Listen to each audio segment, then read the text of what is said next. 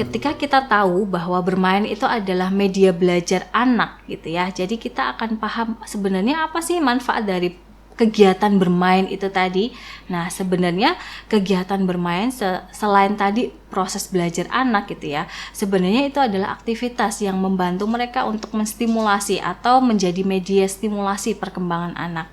Nah, di sini apa saja yang terstimulasi dari proses bermain? Yang pertama, perkembangan bahasa.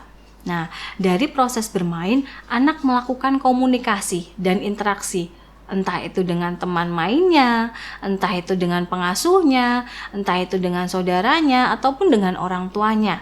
Jadi di situ anak melakukan komunikasi dan interaksi. Pada akhirnya dari proses bermain itu, anak menjadi belajar untuk bisa mengembangkan kemampuan bahasa atau verbalnya. Ya, jadi di sini dari proses bermain mereka melakukan interaksi, mereka melakukan komunikasi, pada akhirnya juga mengembangkan nih sisi kosakata mereka. Jadi kosakatanya akan semakin banyak ketika mereka melakukan kegiatan bermain itu sendiri gitu.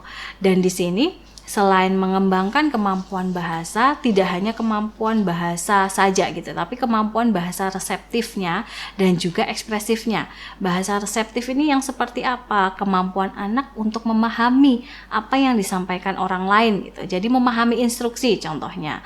Kemudian anak juga punya stimulasi untuk mengembangkan kemampuan ekspresifnya atau bahasa ekspresifnya. Bagaimana anak belajar untuk mengungkapkan apa yang dia mau. Itu kemampuan untuk mengungkapkan apa yang dia rasakan, apa yang dia mau dari proses bermain itu sendiri. Gitu. Kemudian selain itu dari proses bermain menjadi stimulasi untuk perkembangan kognitifnya juga. Ya, perkembangan kognitif kok bisa padahal bermain itu sesuatu hal yang terlihat simpel gitu ya. Bagaimana bisa sesuatu hal yang terlihat simpel ternyata bisa membantu mereka perkembangan kognitifnya. Nah, karena dari proses bermain mereka belajar untuk mengenal satu konsep tertentu. Contohnya misalnya ketika mereka bermain Lego. Nah, ketika bermain Lego terlihatnya hanya numpuk-numpuk ini ya, balok aja gitu ya, atau numpuk-numpuk bangun aja, padahal di situ sebenarnya mereka belajar tentang satu konsep simetris, konsep matematis gitu ya, bagaimana bangun yang aku buat ini atau balok yang aku susun ini pada akhirnya bisa membentuk satu bangun yang kuat, yang tidak jatuh, yang tidak rubuh nih. Gimana supaya ini balok terlihat kayak rumah beneran nih gitu. Pada akhirnya mereka belajar juga tentang konsep simetris, tentang konsep bangun, bentuk gitu ya dari proses bermain Lego itu tadi. Dan di situ pun mereka juga belajar tentang misalnya konsep matematis, berhitung.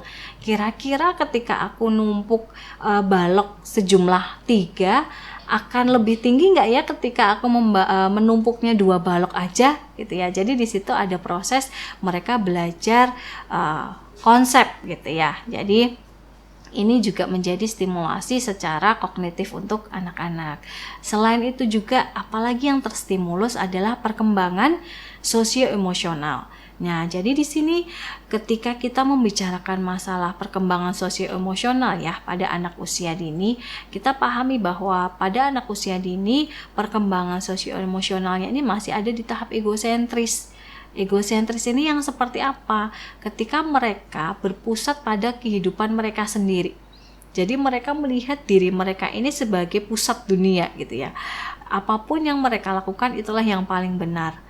Apapun yang mereka katakan itulah yang paling tepat gitu. Dari proses bermain pada akhirnya anak belajar untuk melihat sesuatu dari sudut pandang yang lain. Dari sudut pandang teman mainnya misalnya. Jadi di sini bermain menjadi satu kegiatan atau satu aktivitas yang membantu untuk stimulasi perkembangan sosioemosional mereka. Contohnya misalnya ketika anak bermain nih bareng-bareng sama teman-temannya di taman bermain ayunan atau mungkin bermain prosotan gitu ya. Ketika ada anak datang, aku juga mau ikut main, aku mau duluan gitu, mau prosotan duluan atau main ayunan duluan. Pada akhirnya di situ anak akan belajar untuk mengembangkan negosiasi, kemampuan negosiasinya. Bagaimana anak belajar menyikapi itu? Ketika dia sedang asik bermain, kemudian ada teman yang datang dan ingin merebut dulu mainannya, ingin maju duluan mainannya, apa yang akan mereka lakukan? Jadi di situ anak akan belajar tentang konsep negosiasi gitu. Kemudian dari proses itu pun anak juga akan belajar mengenai problem solving, bagaimana mereka menghadapi satu konflik dan pada akhirnya mereka bisa memecahkan permasalahan itu, mereka bisa bermain bersama tanpa ada yang tersakiti. Jadi ada proses perkembangan atau stimulasi tentang perkembangan sosio-emosional mereka gitu. Kemudian selain tadi perkembangan bahasa atau verbal, kemampuan kognitif, perkembangan kognitif, kemudian perkembangan sosio-emosional, proses bermain ini juga menjadi media mereka untuk mengembangkan stimulasi perkembangan fisik ya. Jadi di sini aktivitas bermain bisa menjadi media stimulasi panca indera mereka. Apapun itu, tadi contohnya misalnya ketika anak bermain berada di tahap sensori motor play gitu ya, mereka akan menstimulasi dan menggerakkan semua panca indera mereka. Oh, ketika aku menemukan benda ini nih, benda yang bentuknya panjang, kemudian ada lekukannya, oh ternyata keras kalau misalnya aku pegang, mereka mengaktifkan indera perabanya, taktilnya.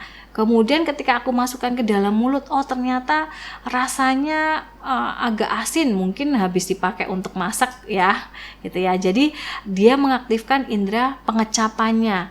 Kemudian mereka juga mengaktifkan indera penglihatan mereka. Oh ternyata ketika aku nantinya melihat benda itu aku gunakan untuk makan. Itu namanya sendok. Ya, jadi dalam bermain pun pada akhirnya itu juga menstimulasi perkembangan fisik mereka. Yang lebih tinggi lagi misalnya ketika sudah sampai di tahapan bermain tadi simbolik atau mungkin tahapan bermain dengan rules atau aturan gitu ya. Pada akhirnya semua otot di dalam tubuh mereka itu juga teraktivasi gitu ya. Bermain gobak sodor itu juga pada akhirnya menstimulasi perkembangan fisik mereka. Baik itu motorik halus maupun motorik kasar.